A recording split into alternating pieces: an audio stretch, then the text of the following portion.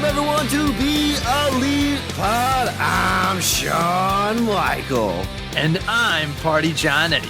And together, we are the PodRockers. The PodRockers recording BEP live from our home elite studios to bring you the PodRocker Nation, the very best in AEW wrestling commentary. And this week we are bringing you a BEP House Show Wrestling Spotlight. And this house show we are featuring the one and the only Chris Jericho. I'm telling you, Shawn Michael, this one's going to be a doozy. Hopefully this isn't going to be some 3-hour episode that we have here, because there is so much to talk about when it comes to Chris Jericho. And I feel just trying to keep it within our time restraints that some are going to feel disrespected. Hell, he might even feel disrespected that there isn't a podcast dedicated solely to him, basically throughout weeks and weeks of his crazy career. So no disrespect intended. We got to keep to the schedule ourselves, but man, it's going to be a great episode to talk about. Oh, I mean, this is a dude you could touch on so many things. Podcast, wrestler, musician. I mean, this guy does everything. He's reinvented himself multiple times, and I'm excited to talk about it. And he could potentially be the first AEW World Heavyweight Champion. So I'm excited to jump into this. So let's jump into a little bit of the pre-wrestling bio of the one Chris Jericho, and let's learn a little bit about what he did before he broke into the wrestling scene. Oh, definitely. So there's not, I have to say, I know it might be surprising, but I have not read any of his 4 books. And he's one of the only wrestlers where I haven't read their autobiographies of, and I've been meaning to, and just time has escaped me. So I'm sure there's more in there about talking about his life as a child and whatnot. One of the big things, one of the big highlights that comes from it is actually he's the son of an NHL player, Ted Irvine. Yes, yeah. And so Ted actually played for the New York Rangers, and that's where Chris was born, in New York. So if you're unfamiliar with the U.S., he got his automatic U.S. citizenship for being born here. And after Ted ends up retiring from the NHL, they move back to Winnipeg, Canada. So Chris is there, young age. He really likes wrestling. He's enjoying the AWA. And that's the territory with Vern Gagne. That's kind of that Midwest, upper Midwest territory there.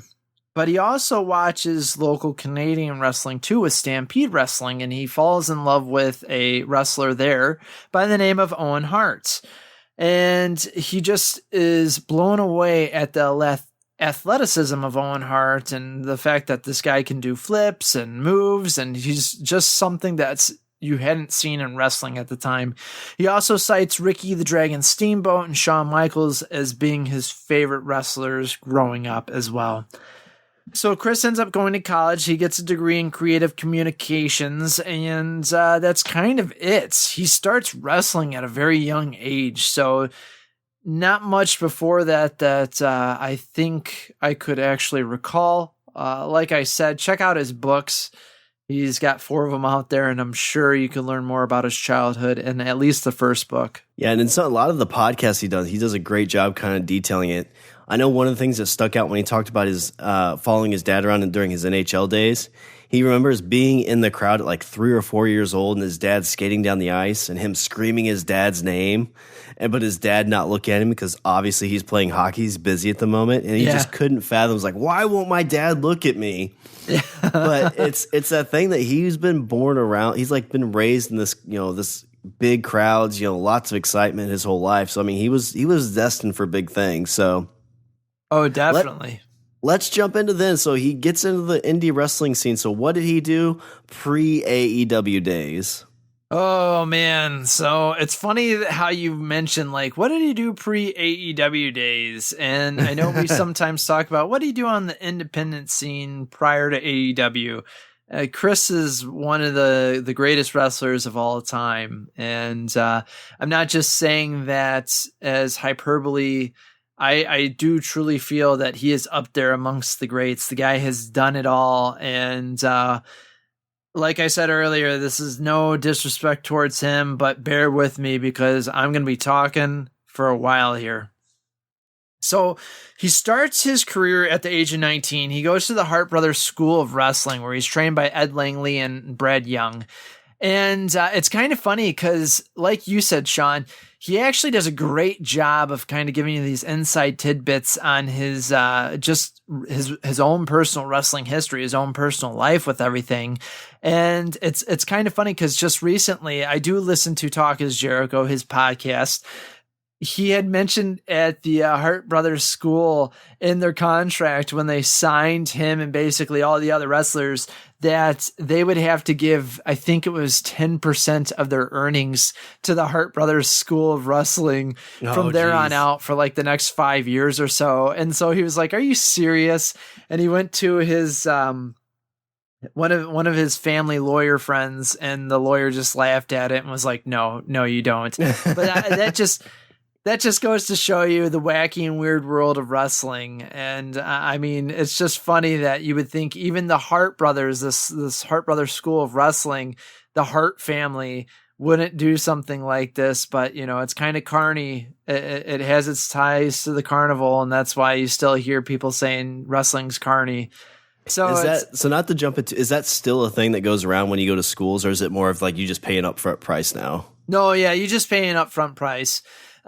Sometimes they have it all broken up. Like wrestling school's not cheap, and it's really like, I know from around here, there's a couple of different schools, and so they offer some different options.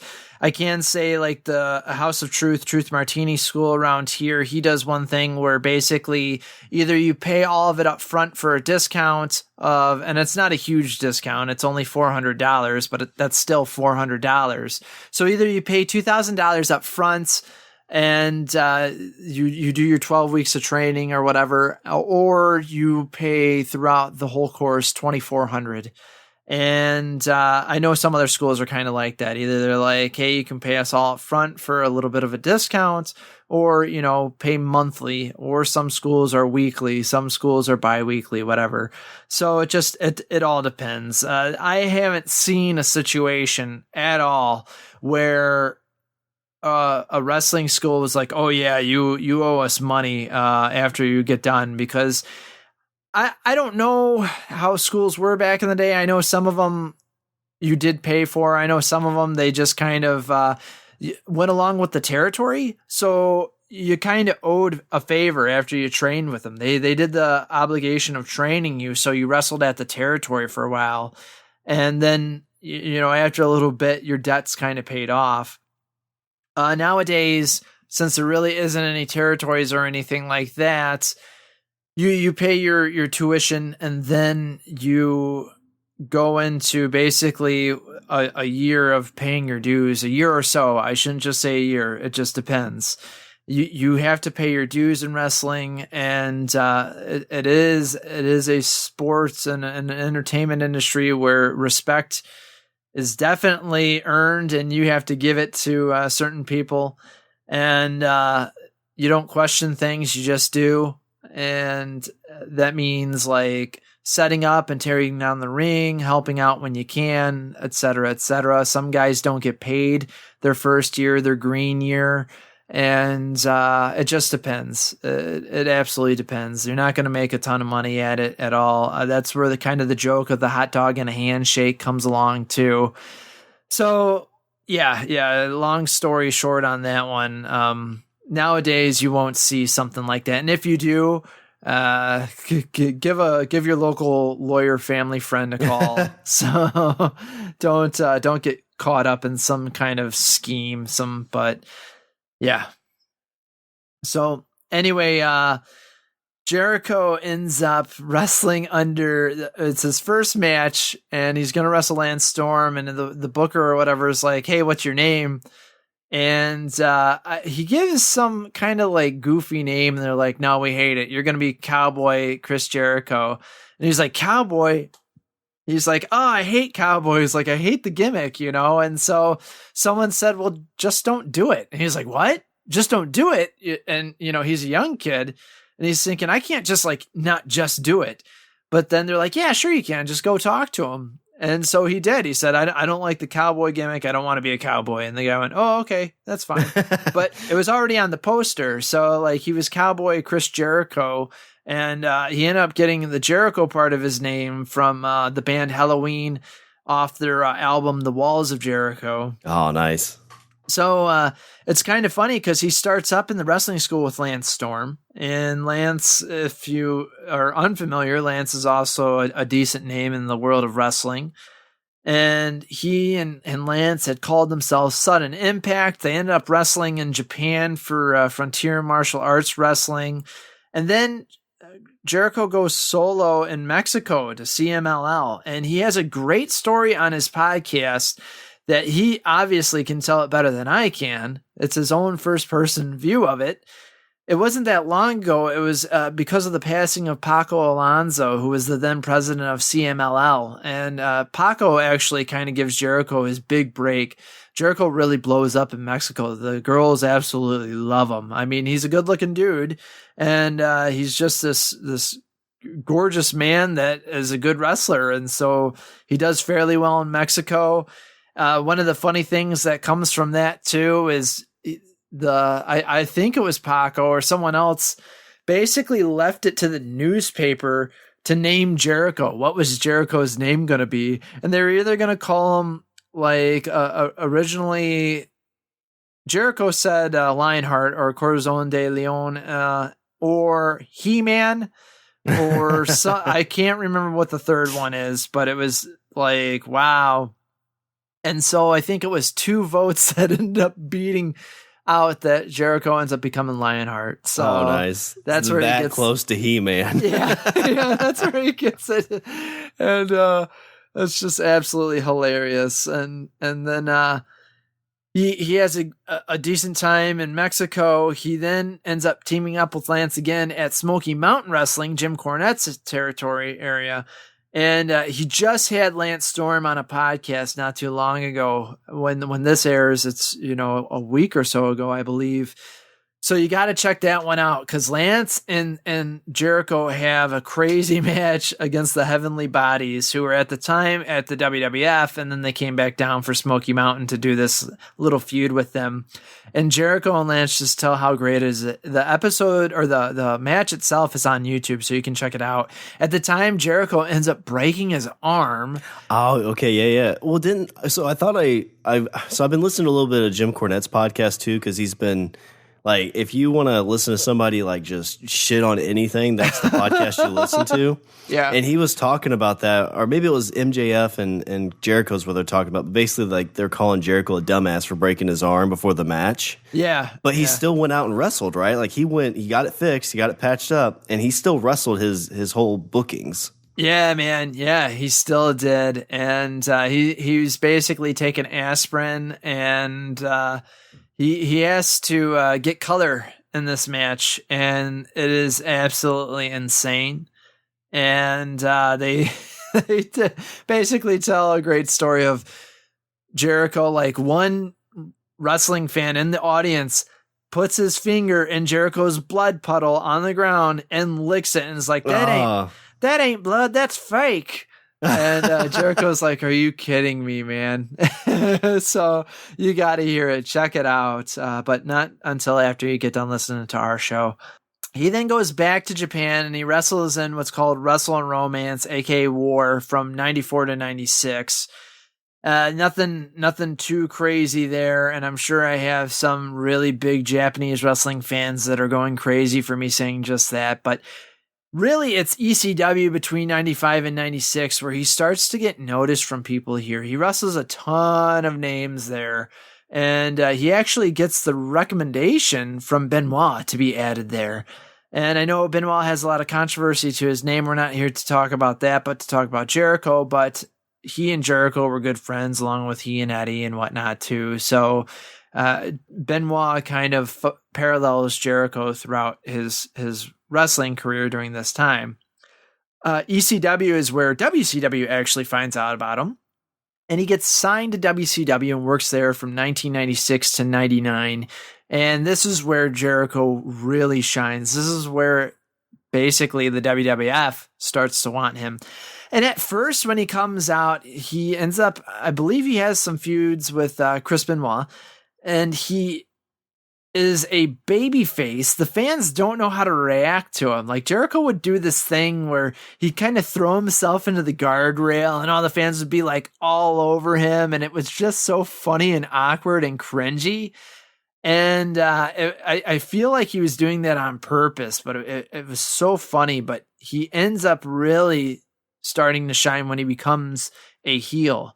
And he's still doing kind of this stuff, and like the fans don't know how to react. And he ends up beating the tar out of Rey Mysterio Jr., causing a kayfabe injury on Rey. He attacks his leg with a toolbox, I believe. And then he goes on this run. He beats Juventud Guerrera for his mask in a mask versus title match. Jericho is the cruiserweight champion at this time. And during his matches, he ends up taking all these tokens from some of the other wrestlers. So like he has Prince Iakia's ring gear, like his ring garb that he'd wear to the ring. He had like a headband or something from Disco Inferno. And he'd wear Juventud Guerrera's mask to the ring. Very disrespectful stuff, but it was also totally awesome. Basically kind of like a serial killer taking trophies kind of thing. Yes, very much so. Very much so. And then Jericho has, at least to me, one of the best feuds in WCW with Dean Malenko. And at the time, Dean was known as the man of 1,000 holds. And so Jericho claims that he knows more. 1,004. So they just have this hilarious back and forth with one another. There's a very famous spot where Jericho is on television. He has a giant list and he's talking, and they cut to commercial break. They come back and he's still talking, and he's basically just reading variants of an armbar. And it's just absolutely hilarious. He's not through the A's yet. It's one of my favorite spots ever. Like, you see that. Like, Jericho was like the MJF before MJF. Yeah, man. Yeah, Jericho was just the one thing that was great about WCW, but was also kind of criticized as well, is that if you weren't on kind of like the main event spotlight, they just really didn't care. Yeah. And so a lot of these guys had to try to find their own way to shine. And Jericho did just that. And the great thing about WCW is they gave him that opportunity. But then again, all these other guys, you had a list of characters and wrestlers, and you're trying to compete with all these guys, and yet Jericho shined through it. So Jericho ends up basically beating Malenko. And later, Malenko comes back into a battle royal under a mask, and he took some time off. He proceeds to win the battle royal after Juventud Guerrera eliminates himself. So the whole thing was the winner of the battle royal has to face Jericho next. And he ends up unmasking himself. This gets one of the biggest pops in wrestling history of all time, as Dean unmasks himself and beats Jericho. Jericho complains so much that the belt gets vacated. Jericho ends up winning it back. At the end of all that, he ends up losing to Juventud Guerrera with Malenko as the special guest referee. Jericho then goes on to win the World Television Championship against Stevie Ray, who was substituting for Booker T at the time. He loses it to Conan. He then goes into a little feud with Perry Saturn. This is where he and Perry Saturn have like a loser wears a dress match. Perry starts to shine kind of on his own thing here. They really don't know what to do with these guys at the time, so that's really his last feud in WCW. He then signs on to WWF, which I believe Perry, Dean Malenko, and Eddie Guerrero soon join after that. And in between that, WCW and New Japan had this agreement going on. And this was not uncommon, especially back in the day, where they would borrow each other's wrestlers. And currently still, New Japan still has kind of like these agreements where some of the young lions or the young boys, depending on, whatever you want to call them, like the green wrestlers who train through the New Japan dojo, will actually take time off and go into another territory to learn that style of wrestling. Some go down to Mexico, some go into Canada, some go into the US. Europe, they just go all over, and it just depends. And so you spend some time there as well. So there's this agreement between them. And so Jericho goes to New Japan, and there's nothing on this run that's too memorable except for his screw up as Super Liger, he's supposed to rival against Jushin Thunder Liger. And he just kind of botches a bunch of stuff. He can't see in the mask. And so the match was just terrible. And they basically dropped that gimmick as soon as they started it. So then after all that's said and done, he's in the WWF. And this is where I'm going to really kind of like brief through all of it. So gets introduced as Y2J, which is a whole play on the Y2K gimmick that was going on from 99 to 2000, the Millennium thing. And the whole idea of, hey, our computers and everything, the dates, everything might get screwed up. Stuff will get recognized as 1900 instead of 2000, yada, yada, yada. Well, it was, kind of a big joke, kind of a big slap in the face to everyone. So he has a countdown clock and everything that just kind of mimics the whole Y2K clock as well. And then it goes off, I think it was in August or sometime, and it just happens to go off during The Rock doing his own promo.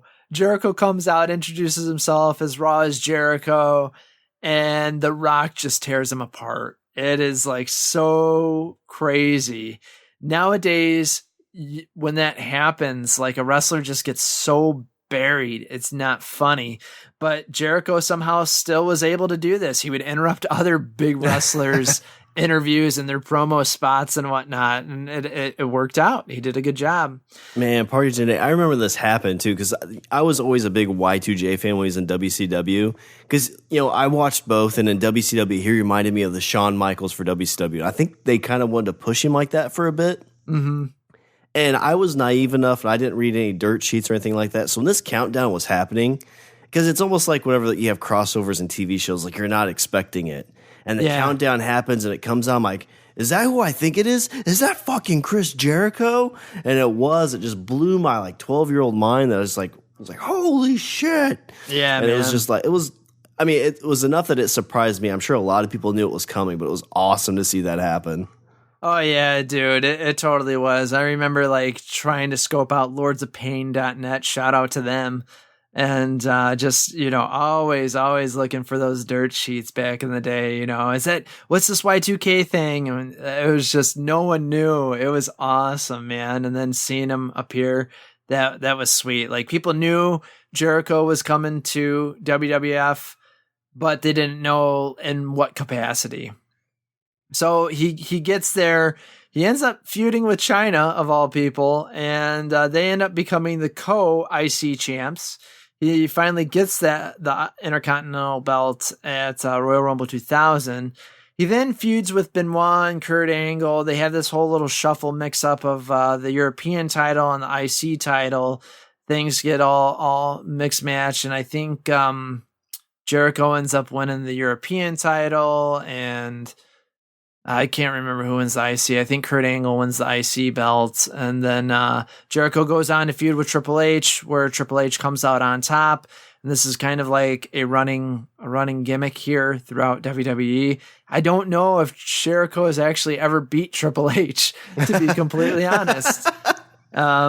Looking back at it, it's kind of crazy. So Jericho and Benoit then end up winning the tag belts from Triple H and Stone Cold, and that's their tag champs for the first time, and that's big time. I think Meltz rated that match not 5 stars, but maybe close to it. And that was a big deal too, because of all that was just going on at that time. They lose the belts to the Dudleys.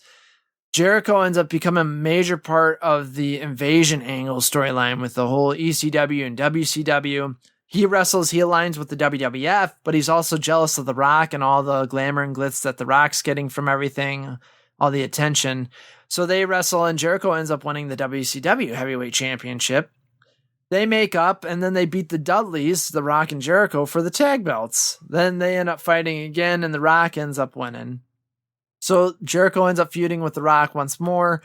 And at this point, at such a surprising time, Jericho ends up winning both titles, the WCW Heavyweight Championship and the WWF WWE Championship at 2001's Vengeance, becoming the first ever undisputed champion. Which to me is one of those things, because I was out of wrestling at this point, because I think this is about the time they changed to WWE, and like I just fell out of it after that. But when I poke my head in whenever I hear when the titles changed, and when I heard that they made Jericho the first ever undisputed champion, I couldn't fathom why they did that. Yeah, man. Yeah, because they buried him so much when he was coming up in WWF that it's just like, why would they give that title to him? Like, I feel like that's a Rock or Stone Cold would have been the Vince pick for that title. Yeah. If you ask Jericho, it was basically to get the title off of them and onto Triple H, and they needed basically, kind of like a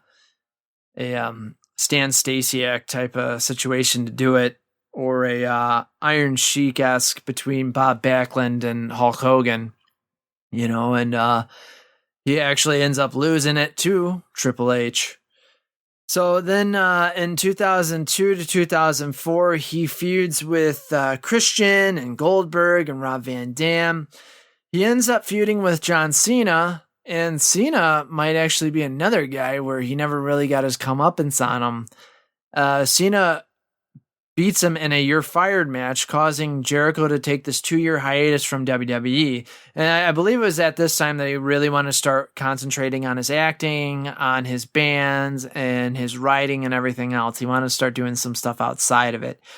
He comes back in late 2007. He feuds with Orton. It isn't successful, but this is where he debuts the Codebreaker, his new move. And what ends up happening is later on in 2008, he has a great feud with Shawn Michaels. And this is that infamous spot where Shawn almost loses his eye getting thrown into one of the TVs from the highlight reel. Like, it cuts his eye bad. And now, he has his eyes cross-eyed, but there was real fear on that one. Is that from that spot? Yeah. Oh, wow. Yeah, he injured his eye there, and things didn't go the way that it was supposed to. But I mean, I don't know how things would go anyway in those situations when you get thrown through anything that has breakable shards. Yeah. So Jericho once again reinvents himself. He becomes a serious type of gimmick. He even says he was inspired by the Anton Chigurh character from No Country for Old Men. And he and Shawn wrestle, and this is a situation, too, on top of that, where he talks about it. There's Shawn's wife is in the ring with him. Shawn ducks when Jericho's about to hit him, and Jericho legitimately hits his wife. Like, the spot was Jericho was supposed to hit his wife, but Jericho accidentally really hits her. So Shawn's heated. They're all like, he's trying to calm him down backstage, saying he's sorry. And Shawn's mad not only at Jericho, he's mad at himself for even bringing his wife into the angle and whatnot. And so that was just awkward. I don't think Shawn to this day likes talking about it. So it seems like it's a sore subject. Jericho ends up beating Shawn, actually, and he ends up having this, he wins the heavyweight championship against Batista, JBL, Kane, and Rey Mysterio. He ultimately loses it to Cena. He then goes on to have what some were so surprised, myself included, this incredible match after Mickey Rourke and The Wrestler was the movie coming out. Jericho's just making fun of Mickey Rourke. He's making fun of all the old-time wrestlers. So Ricky Steamboat, Jimmy Snuka, and Roddy Piper challenge him to a match. It's a handicap match, and Jericho ends up winning. But the highlight of this match is Ricky Steamboat. And, like, the fans being like, holy shit, Ricky the Dragon Steamboat still has it. And so that ends up, Jericho and Steamboat end up actually having another match with each other later on, and Jericho beats him again. But that was a crazy fun match, and it's insane to see just the whole storytelling of that match. And it's one of those that, like, you're upset that the old timers didn't win, yet it makes sense. And Mickey Rourke, they were trying to lead up to a wrestling match with Mickey Rourke, but stuff just didn't pan out. And Chris and Mickey are doing like this kind of Andy Kaufman, Jerry Lawler-esque style of kayfabe / shoot, going on the circuits, talking and stuff. And, Jericho is making fun of Mickey, saying, oh, you think you're a big wrestler now that you took some time to learn to train how to wrestle and do this movie. That's a disrespect to wrestlers. You're nothing but a disrespect. You're a phony actor, blah, blah, blah. It would have been really interesting to see how that panned out, how cool that would have been, but it just never did. The blow off was basically Mickey Rourke punching Jericho and knocking him out. So nothing ever ended up happening with that. Jericho then goes on. He wins the tag belts with Edge. And at this point, he basically completes winning every single title that's like under the WWF, WWE brand. And Edge ends up getting injured at this time. Jericho replaces him with the Big Show, and they're now called Jericho. And they have a fun little run with their tag team. And then DX end up beating them after DX reunited. And then Edge and Jericho end up feuding. So Jericho goes on until late 2010, where he gets booted by Randy Orton, and it ends up being kayfabe hurt. He takes time off to spend time with his band Fozzy. And he decides at this time that he's going to start wrestling part-time now. He's no longer a full-time wrestler. He wants to do part-time so he can concentrate on his other activities, on his hobbies and his other careers. He comes back in 2011, has a great feud with CM Punk.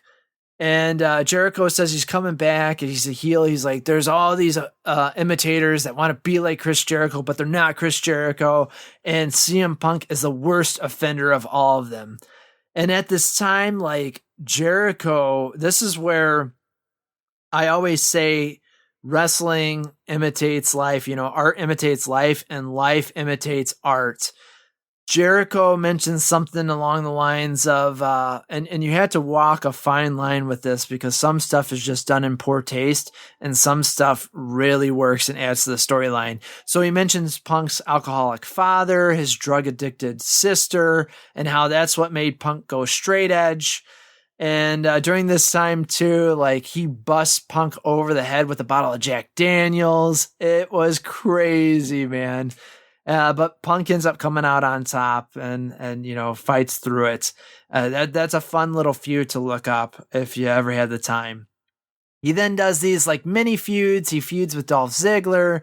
He feuds with Fandango, however you want to say it, which is surprising at the time because Fandango gets the push on Jericho at the WrestleMania. He ends up winning on Jericho, and people are like, what the hell?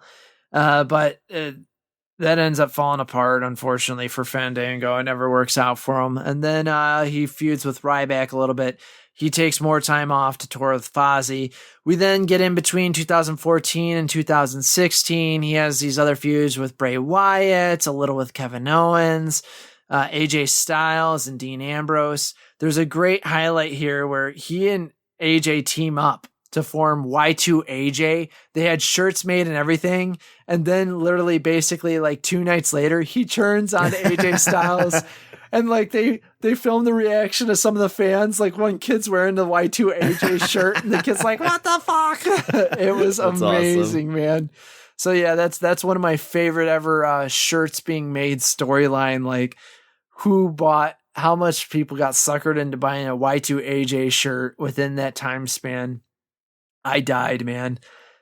We then get the list of Jericho, another great gimmick. Jericho's wearing the scarves and everything, and he's coming out with a light up jacket. It's awesome. He ends up teaming up with Kevin Owens. They have this great, awesome time together. It is hilarious and sweet. So what was the list of Jericho? Because I know he comes out, he's like, you're on the list. Like, yeah. What was that? Like, what would the list mean? Oh, it didn't mean anything, really. It was just, that was the whole fun of it. Like, Jericho was just saying people were beginning to annoy him, and so he was going to start putting him on this list of people that he just didn't like. And so he would go around, he was like, you know what? You just made the list. And then he'd write down, and it's actually, I know we've mentioned it before, but Jimmy Jacobs is actually the one when he was writing at the time for WWE. Jericho only solely wanted to work with him, and the list was his idea. So they did that. They fleshed it out and brought it to life. And what ends up happening is Jericho and Kevin Owens end up having a little tear in their friendship. And Jericho tries to, because at the time, Kevin Owens was the Universal Champion, and Goldberg ends up beating him. And so Goldberg kind of issues like an open challenge, and Jericho wants to challenge for it. And Kevin Owens is really hurt. Like, he's offended. Why would you do this?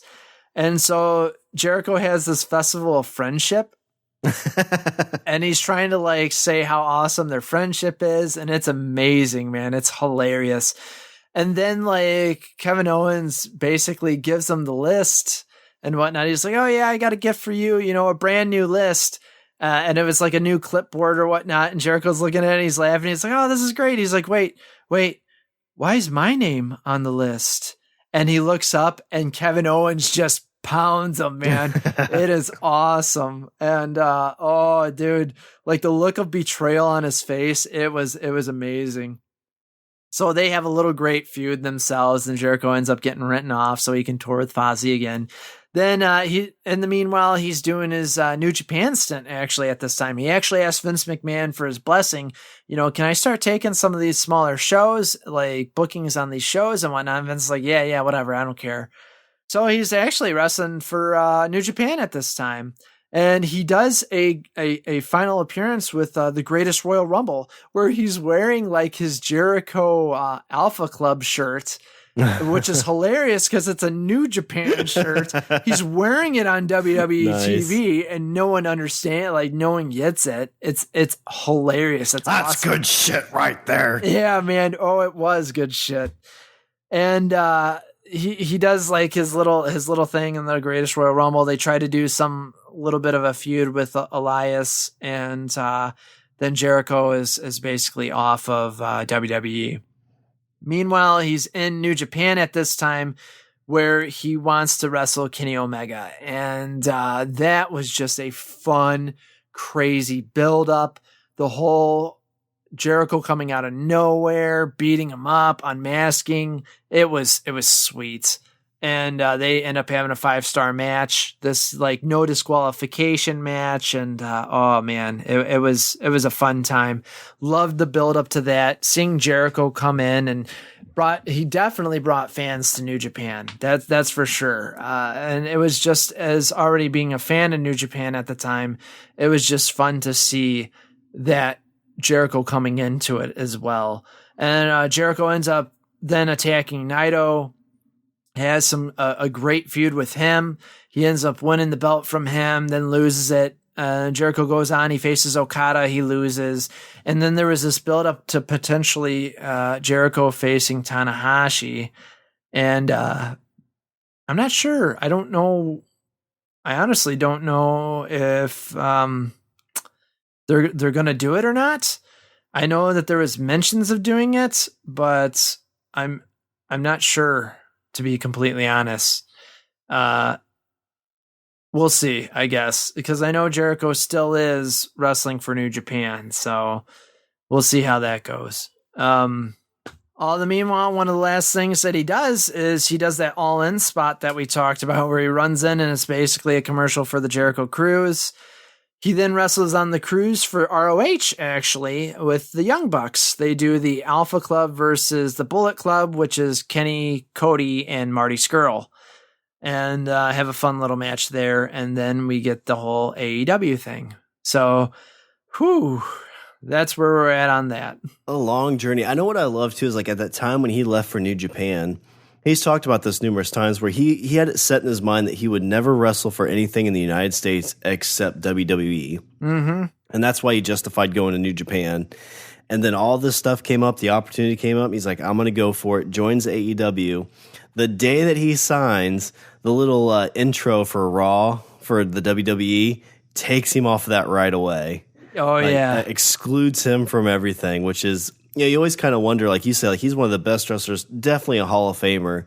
depending on how this AEW stuff pans out, like I wonder if that's going to be something held against him, that you'll never see him in the WWE Hall of Fame except once Vince is gone, maybe. Yeah, right. It's definitely kind of funny that all that happens, and I mean that was bound to happen. It's just funny that it was such a small. If you weren't looking for it, you would have never noticed that Chris Jericho is in this clip. And of course, wrestling fans are very observant, and so immediately they caught it. And I thought that was just hilarious. Looked a little petty, but also on the other hand, though, too, man, if I'm the WWE, that's like. If I'm doing a show or whatnot with someone and then they end up leaving me, I don't want to promote them anymore, especially going to competition or possibly big competition. So, I agree. You want to kill that conversation right away. Oh yeah, man. Yeah. So, that was funny. I forgot all about that until you just mentioned that again. Yeah. Vince just didn't care as long as it wasn't in the US. And, the opportunity struck.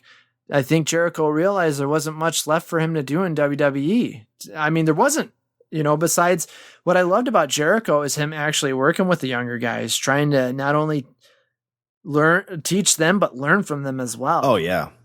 He seems like, you look at mentors in wrestling, it seems like there's always real shoddy if you get some guys who will help you out on that, but it seems like he's willing to help the dudes out. And, that's what he had mentioned, I think, when he did that promo after he attacked Hangman Page. He's like, this is one of the first times I've ever been out there in like 10 years where I'm actually getting to make up my own content. Like, I'm not being told what to say. I got to go out there and say what I was going to say, and I wasn't even sure what I was going to say. And the whole night changed what I would say because, he got busted open accidentally. And so then it's like, that's where the blood on my hands came from. And I just love that he's willing, like, you see that through his career too. He loves to reinvent himself. Like, he gets bored if he gets stale too long. And I think that just, when you have a creative person like that, you just get so much out of it. And see that like in his music and his podcast. Like, his podcast isn't just about wrestling. He's got supernatural people on there. He's got, just normal weird people. It's like it runs the gamut, and it's super interesting. Like, he's, you talk about, like your Joe Rogans and stuff like that. Like, this is the guy you aspire to be. Like, he's done like everything he tries to do, he's successful at. Books, podcast, wrestling, music. It's just all over there. Movies now. He's in a couple Kevin Smith movies coming up. Just ridiculous stuff. Yeah, man. Yeah, he definitely is doing it, man. And it's something that you just can inspire to yourself if that's like your creative goals and ambitions. That's one thing that I like about him and people like him is that he doesn't limit himself. And I mean, I'm on no scale close to comparing myself to Jericho, but at least it's shown me too that I don't have to limit myself to just doing one thing. And it's people like him, and that's the whole reason getting into podcasting and whatnot to begin with, just outside of, hey, I have my regular career, but that doesn't mean I still can't have my own passions, hobbies, and trying these other side career and opportunities. But when we look at Chris Jericho, he's got a ton of these. He's got his wrestling bios full of different signatures, move, and chants. So what's some of the favorite ones you can think about when you think of Chris Jericho? Oh, man. So, oh, gosh. He's got a ton. I mean, obviously, welcome to Raw is Jericho. Yeah. Or I'm the best at what I do. And he has the, would you please just shut the hell up? He also has never, ever be the same again. And I love like when he would do his Canadian accent on some of it, calling people Junior. Oh man, his it's just some of the stuff he would come out with. He would say the whole drink it in, man. And I also loved when I'm stuttering here. I'm sorry. He also loved when he would always call people by the wrong name. He would call people like outside, like anytime that he would talk to Tom Phillips, he would call him Mark or he'd call him one of the other guys. He's like, oh, Dave, you don't know what you're doing. And there was a skip like between him and Kevin Owens where they just kept calling the guy all the other wrestling WWE announcer names to him and interview names. It was funny. Stinko Malenko, Dean Malenko, Ted Phillips, Santana Marella, Fan Dan Owango Bongo, Kirk Angel. Oh man, I'm laughing at the stuff, man. I mean, how dare I not mention Gene Mean or even Ralphus coming out with Ralphus as security guard, poking fun at like Goldberg with his security team. So he ends up getting Ralphus. Oh man, it was awesome. So I started listening to, I don't remember which book it is. I think it's the second or third one. He's talking about when he first met Santino Marrera. I can never pronounce his name. The guy who had the Cobra, right? Yes. Yeah. And so he goes up and he introduced himself, and the guy says like, "Oh, my name's Santino Marrera," and he's like, "Is that what? Like just like constantly not getting the name right."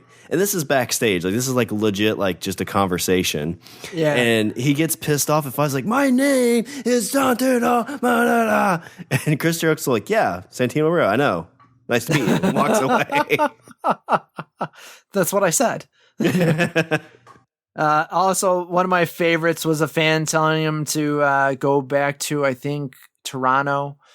And Jericho was fighting. It might have been CM Punk at the time, but he goes, "I'm from Winnipeg, you idiots!" And like then throws the guy into the corner post. It was awesome. It was just, and obviously you just made the list, So he's definitely, oh man, he's just full of them. Just full of them. Absolutely love Jericho for what he does. His move list. I mean, the Walls of Jericho, the Lion Tamer, the Lion Salt, the Code Breaker. The dude just has moves on moves on moves. So he really, I mean, you just got to see it. He's a YouTube video, a highlight video of all the moves that Chris Jericho does. I can't say enough good things about him. Well, like I said, he's been one of my favorite for a long time. And, I can't do a whole lot, but I can definitely read some Wikipedia. So I'm going to go through his championships and accomplishments. And I have to say there are a ton. So Canadian Rocky Mountain Wrestling, he was the North American Heavyweight Champion and Tag Team Championship twice. He was the NWA World Middleweight Champion, ECW World Television Champion, the IWA Junior Heavyweight Champion, the IWGP Intercontinental Champion. In Pro Wrestling Illustrated, he had the feud of the decade for the 2000s with Shawn Michaels, the feud of the year in 2008, the most hated wrestler in 2002 and 2008. He made it all the way to the number 2 ranking of the top 500 in the PWI 500 in 2009. He was 109 in 2003. In WCW, was the WCW Cruiserweight Champion, and he was the WCW World Television Champion. I can't remember which it was. I remember hearing about, I don't know if it was when he had the TV title or the Cruiserweight title, but he was actually not under contract, I think, for a few months when he had that title. And like Eric Bischoff and them didn't realize it. Yeah, yes. Which is insane to think about, especially at that time when how the Monday Night Wars was going. Like, could you see him leaving and taking that title to the WWF at that point? Oh, yeah, right. Like you said, WWF, he's had a ton of stuff here. So he's the first ever undisputed champion. He was a World Heavyweight Championship 3 times, WCW World Champion twice, Hardcore Champion once, European Champion once, United States Champion twice, Intercontinental Champion 9 times, Tag Team Champion twice, World Tag Team Champions 5 times. He got the Bragging Rights Trophy. He's the 9th Triple Crown Champion in WWE history, the 4th Grand Slam Champion. He has 3 Slammy Awards, Extreme Moment of the Year, Superstar of the Year in 2008, and Tag Team of the Year in 2009. You mentioned War. He was the Junior Heavyweight Champion, Tag Team Champion. He was the WWA Tag Team Champion. And then Wrestling Observer, so he had the Best Pro Wrestling Book in 2011, one of the books that he's written. I love the title of it, too. It's Undisputed, How to Become World Champion in 1,372 Easy Steps. Yeah. Best interview in 2003, 2008, and 2009. Best on interviews of the decade, 2000 to 2009. Feud of the year, 08. Match of the year in 08 was the ladder match from No Mercy with Shawn Michaels. Most underrated wrestler in 1999 and 2000. Reader's favorite wrestler in 1999. Wrestler of the year, back-to-back years in 08 and 09. And he's in the Wrestling Observer Newsletter Hall of Fame class of 2010. Man, I feel like I've aged 5 years after reading that list. I know, right? Like, you just think like some of the guys we've read, like they've got, maybe a dozen, maybe 15 titles, and this guy has just run the gamut. Like, it's just ridiculous to think all the stuff he's got to do. Yeah, man. Yeah, it's just insane. Like, the guy, he's done it all. So as we're kind of getting through Chris Jericho here, if you had to say, go check out these matches, what would be probably 5 or 6 different matches that you are must see for Chris Jericho? Okay, so I'm actually going to, this probably might be the first time ever on this episode where I'm going to correct myself here. And I went through, totally didn't write it in my notes, and I'm going to be the guy who actually corrects myself. Like, actually, with his situation with War, Wrestle and Romance in Japan, he actually had a great banger of a match with Ultimo Dragon. Nice. And it's really that kind of, I think Benoit and Mick Foley might have showed Paul Heyman that tape of that match to get him signed into ECW. Oh, so nice. I already say my apologies. I believe I didn't really give credit where credit was due for War. He and I believe Benoit had a good match there as well. So yeah, definitely would say check out his match with Ultimo Dragon there. I believe that's on YouTube. I think pretty much you can either find all these on YouTube or you're going to be able to find them on the WWE Network, depending on what it is. Man, I know some people might not like it, but I definitely did. His matchup with Dean Malenko, especially the Battle Royal, and then seeing Dean unmask. You just got to feel for that whole moment. That's really fun. His stuff with Chris Benoit is really good. He ends up having a ladder match with Chris Benoit at the Royal Rumble, and Meltzer gave that 4 3/4 stars. And I mean, that's saying something big, because for whatever reason, Meltz just does not ever seem to give WWE 5-star matches. So that's kind of like his 5-star matches there. I don't know. No, he has had 5-star matches, I believe, outside of his match with Kenny Omega, but maybe I'm wrong, actually. That might have been his first ever 5-star match. I apologize. I might be getting things all mixed up. His stuff with CM Punk, I would definitely say check that out. I would definitely say the night that he wins against The Rock and Stone Cold, check that out. Gosh, his stuff with Kevin Owens is fun. Just to check that out. Definitely check out his Kenny Omega match. Definitely check out that Naito and his Evil, his current New Japan run. You're not going to find a bad match between Naito, Evil, and Okada. Those are some good ones too.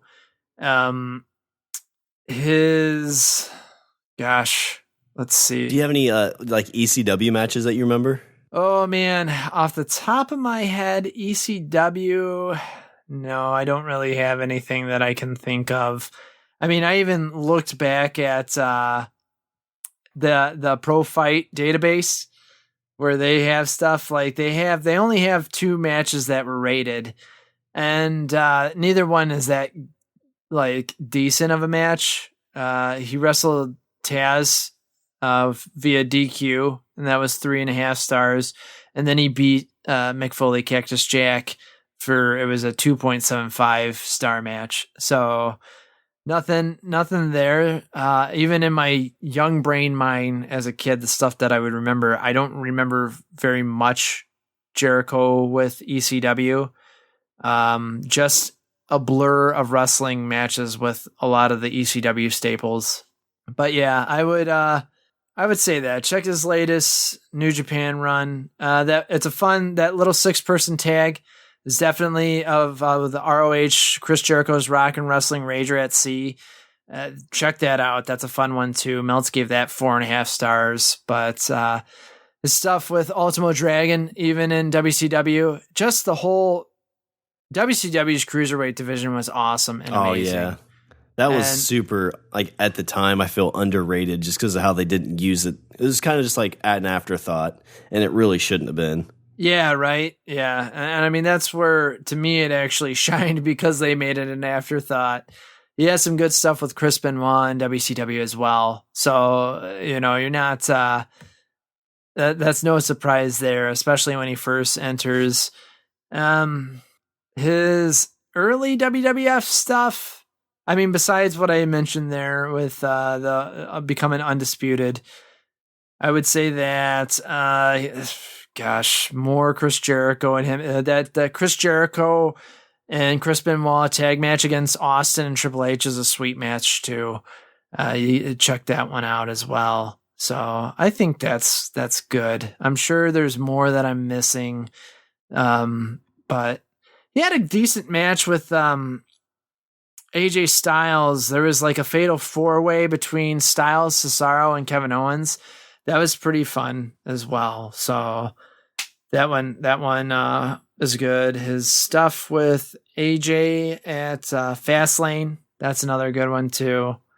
But yeah, I mean, there's tons to choose from. Tons of good ones, tons of okay ones as well. Not every match can be. When you hope there's more to come, I mean, he's going to be in that championship title match at All Out, taking on Hangman Page. I know the match with Kenny Omega at the Double or Nothing was a little rough, but you just think that there's got to be so much more to come. But, as we step out of this, as we always like to do, we like to jump into the under the ring news. So let's jump in the ring news. So, Party Johnnetty, we got an announcement a week ago about the next 2 spots that AEW is going to go was Boston and Philadelphia. Tickets went on sale last Friday. And I know a lot of people are like, well, they can't keep selling out all these places, right? Like, they got to slow down at some point. And the answer to that question is no, I don't think they do. Not yet, anyway. Yeah, the first place, I don't remember which one it was, but they both sold out within 50 minutes. And watching the Being the Elite, I think it was the Philadelphia. Yeah, Philly sold out fast. Okay, in Boston, they said the reason it took a little bit longer is because Ticketmaster was having some issues. Yep, yeah, exactly. But they were still both under an hour. But how insane is that? Like, this is from what I'm hearing is like for weekly TV shows, wrestling shows, this is unprecedented. So I'm really excited to kind of see this growing. And I think slow rolling where they're going is a key way to do it, because today, if you didn't check out on Monday, All Are Being the Elite announced the next 2 places, again on the East Coast, one in Pittsburgh, Pennsylvania, which will take place on October 23rd, and then on October 30th, they'll be going to Charleston, West Virginia. Yeah. Very, very good towns for wrestling too, and I wouldn't be surprised to hear both of those towns selling out as well. Actually, I mean, we'll see. It's really cool too for them because right now they're just the hype train keeps rolling, and we'll see what happens when October debuts. They get to debut on TNT, and then if people are really going to be like, okay, now when they start announcing for December, January shows, those are going to be the ones to sell out. It's going to be, hey, is this going to be a good product? We'll see how it goes. But I was interested to see how they would journey on their map. So I'm assuming that they're probably going to be going back down south from the way it's going. Maybe snaking through the states. Yep, that's exactly what I was thinking, that they're going to start snaking. Maybe I won't be surprised if one of the Carolinas gets mentioned next, if Georgia definitely is going to be on there. I wouldn't be surprised if Tennessee gets hit up somewhere, or Kentucky even, maybe both. And Ohio Ohio is kind of like sleeper territory, especially Cleveland area. They don't, Ohio doesn't get much credit when it comes to wrestling fans too, but you can't go wrong either as well there. Cleveland area, Columbus. I don't know where they're where they'll put it on, but I'm really hoping if they are snaking like that, then that means, Detroit might get a show sometime in December. Yeah, December, maybe January, February, somewhere in there, hitting it up here in the Midwest. I know I'm close to a couple big cities, St. Louis and Kansas City, so hopefully they can hit one of those two up, if not both. So, I know you've been to some wrestling shows. I've never been to a live wrestling show. Oh, really? I didn't even know that, man. When I was a kid, I begged my parents to take me to a wrestling event, and my grandma and grandpa are big into it. The only one that we almost got tickets for was, I think it was the one in Kansas City or St. Louis where Owen Hart had his tragic accident. Wow. And we didn't go to that. We didn't get tickets or anything, but that was the one I almost got him on the hook to go. Oh, man. Could you imagine if you would have got those tickets and then they saw that? They'd been like, wrestling's banned in the house forever. But yeah, I'm really excited to go to my first wrestling event, and it being an AEW event. I'm just super excited for that. But and the other thing, man, talking about they're keeping this rolling. They talk about maybe 4 pay-per-views a year, and I didn't know. You think of the main product today. There's barely any championship title matches on TV. It's all safe for the pay-per-view. But when we get to Philly, the AEW World Championship will be defended, and that was announced fairly recently. So Wednesday, October 16th, we will see either Hangman Page or Chris Jericho defending the AEW World Championship. Yeah, that's crazy. That's awesome. Yeah, and the week before that, we're going to get the women's title decided. There's going to be the tag team championship tournament going on. So probably the week after Philly, we're either going to be finalizing who's going to be wrestling for that title, or we'll be getting that title match. So it's going to be just a lot of great action. I'm super, super excited for it. Oh, yeah, me too. Definitely. So let's jump into a little kayfabe here. So I found a little article as 4 issues AEW needs to fix before All Out. And this is from Bleacher Report.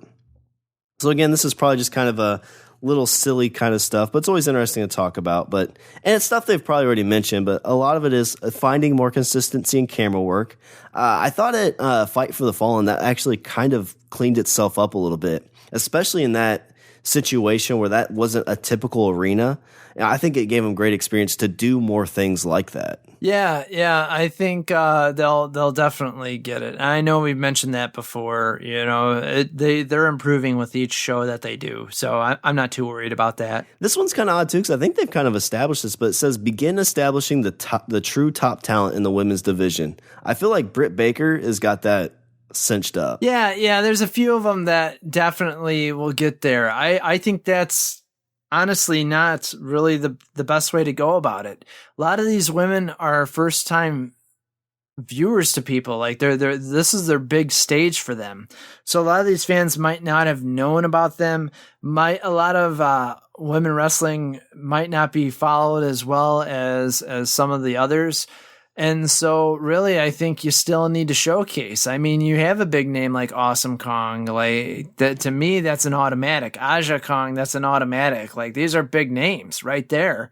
You have, Dr. Britt Baker and quite a few other names that I think really right now, you just need to showcase some of these other names so that people can get to know them a little bit more.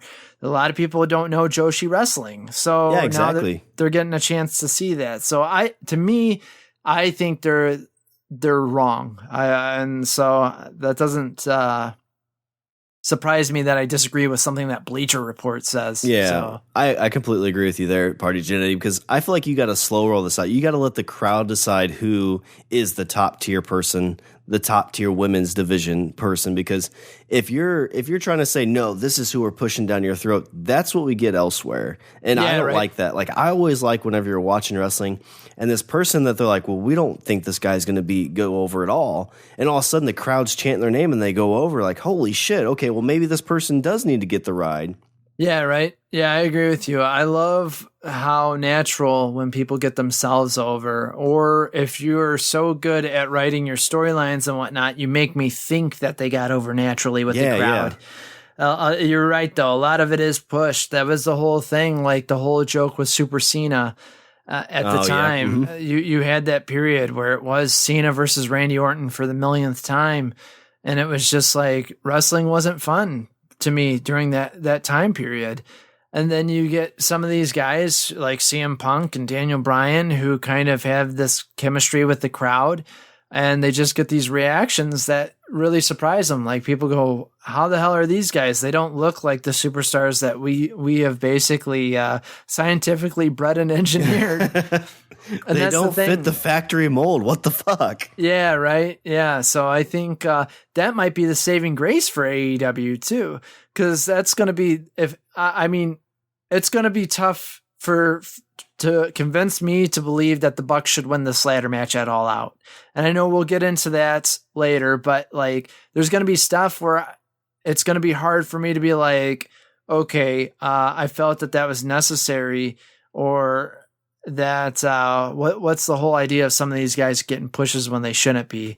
Yeah. Or it's just like, come on guys, like you can lose every once in a while now too, you know? So I don't know. I think that whole us just trying to get introduced to all these women, naturally finding out who we like and where that's going to go. And I think that will easily get pushed into a part. Well, we'll see that. We'll see what women should be at the top, or what women, might not get that top belt, but I wouldn't mind seeing, and I know that they said that they're not getting into this so much so that they're keeping it simple, but I wouldn't mind seeing a mid-tiered women's champion too. Oh yeah, that'd be awesome. Especially with some of the talent they have in here. Yeah, right. So to see, that the women's leading champion or the heavyweight champion for women, but then to see like an intercontinental champion for women too would be really nice. That would be pretty revolutionary too. I mean, is there any other organization you know of that does that? Any other company?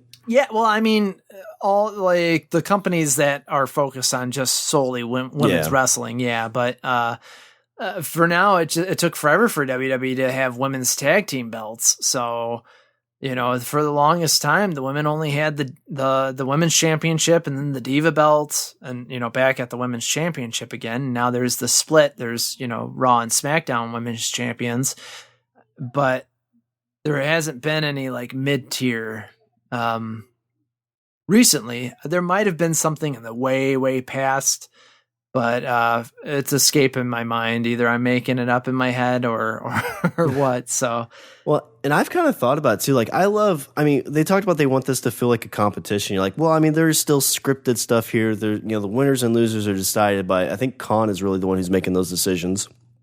But you know what? In this company, if you put in the work and you get buy-in, you get a push from just by pushing yourself, like the Panda Heart's been doing, like you've been watching Being the Elite and stuff like that. He's getting his own little push. Yeah, man, you right? You can't ignore that. And you're gonna work your way into being a huge part of this company. And I love that. Like, I love that there's no big roadblocks, like a CM Punk kind of thing. Like, how long did it take him for him to get over? Even Jericho, and when he came to the WWF from WCW, it took some time for the company to give him that push. And here you can't ignore it. It's like, oh, hey, this person is selling those T-shirts, is getting that push, is doing the hell of a good job. Let's put them where they should be, where they've earned to be. So that's something that gets me fired up about AEW. Yeah, man, I hear you. Let's see. So the third thing here is throw out the buy-in or commit to its importance. I think once you start seeing that the pay-per-views are being charged when you actually have to pay for them and they're not free, like Fight for the Fallen or Fyter Fest, I think they will become more important, because you're going to see people tuning into it and then being like, oh, okay, I'm excited for this. I'm going to buy this pay-per-view. Oh, yeah. Yeah, I agree with you there. I think that's the smart way to handle it. Have your 4 main shows, your quarter shows, and then, if you do a free thing as a little bait for people to come watch it, you can't complain. So people are going to buy the pay-per-view no matter what. And the last one here is establish more unfamiliar names who can take on top roles. And I feel like they're starting to do that right now. If you're looking at kind of the last couple roads too, because they had the best friends. The last Being the Elite, you saw a lot of Sammy Guevara. You saw a lot of Brandon Cutter too, which I thought was awesome, getting to see him in there a little bit more. So I think that's kind of got to grow organic. I don't think you can just throw these guys on here and expect people to jump into it. You got to kind of get it growing organically, which I think they've done a good job of up to this point. And they still have a week and a half, 2 weeks till All Out starts. And they still have a whole month until the TV show starts up. Yeah, right. Yeah, exactly. But I just thought I always like reading through those to see like how much I believe in it, how much I don't. But the last story I have is kind of our WWE versus AEW. And I know we had talked that NXT Live was being discussed on competing with AEW on TNT on Wednesday nights, same time slot, but potentially is going to be on Fox Sports 1, which you and I discussed. Like if that's the case, like NXT's gone, right? Like not too many people are going to talk about that. Yeah. But currently, there's a pitch going on, and I think this Wednesday they're actually going to have NXT on the USA Network at 6 Central. But there's discussions that they're going to put NXT on the USA Network on Wednesday nights. Yeah, and not only that, it's going to be live. So, ooh, man. So it's like they listen to our Be Elite Pod. Yeah, they're like, episodes. Oh, you know what? Those PodRockers know what they're talking about. God damn it. Why don't we get them in here to book? They know their shit and they got good shit. God damn it.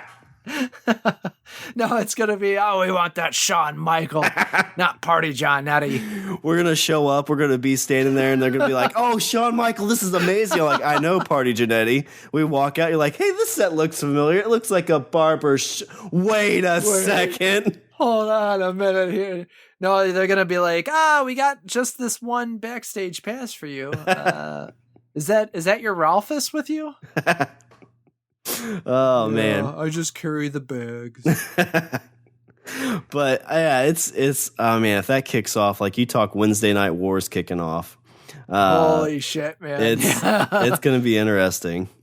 Yeah. But as always, as we're tidying up this episode, we have our From the Stand section. This is where we like to hear from our fans. So send us letters. You can send them to podrockers@beelite.com on anything and everything you want to send in. Also, remember, you can send in those awesome promos as well. Get your gimmick together, cut your promo, and send it to us. We got Wisecrack a few weeks ago. We got one that I got a couple weeks ago. I'm trying to filter it down. It's a guy calling himself Audio Savage. I'm not really sure what that's about, but I want to get that dissected a little bit. He seemed pretty pissed at that clown. I'm not going to lie. Yeah, it's pretty interesting. So I think he's part of the PodRocker Nation. He had some good things to say about us, but I want to get that cleaned up and get that on here. But feel free to send your promo and your gimmick to podrockers@beelite.com. All right, Party Johnnetty, what do we have coming up next? Our next episode, we will be bringing you a preview of AEW's next pay-per-view with a road to All Out. Oh, yes. There's matches announced. I'm sure just like the last pay-per-view, there'll be a bunch that'll be announced the week of probably. But I am so excited to discuss this, to break this down. The first big pay-per-view. Well, I guess the second big pay-per-view, but really I feel like this is the culmination of the last 4 or 5 months of AEW, and it's All Out. And I am so psyched for this pay-per-view. Oh, yeah, me too. It is going to be a good one. It's like you said, like now we got to kind of get used to like 4 times a year, spending about $50-$60 a year for a pay-per-view. I'm not even nervous about it. Mrs. Michaels, she's just going to have to look at the credit card statement. I'll be like, sorry, babe, it's got to happen. Drop down that 50. Let's watch some pay-per-view right now. Yeah, that's right. Let me know how that goes, by the way. Hey, Shawn, where'd you get that black eye? You ducked when she tried to hit you. There I am once again, just carrying Shawn's bags. And then his wife hit me in the face. All right, well, PodRocker Nation, reach out to BEP by following us on Twitter @BElitePod and Instagram @BElitePodcast. Email questions, comments, with those amazing, crazy promos to podrockers@BeElitePod.com. Like us on Facebook by searching for Be Elite Pod. Well, we are desperately out of time for this week's Be Elite Pod, but until next time, I'm Party Johnnetty. And I'm Shawn Michaels saying so long from our BP Home Elite Studios. And remember, get off the streets and be elite.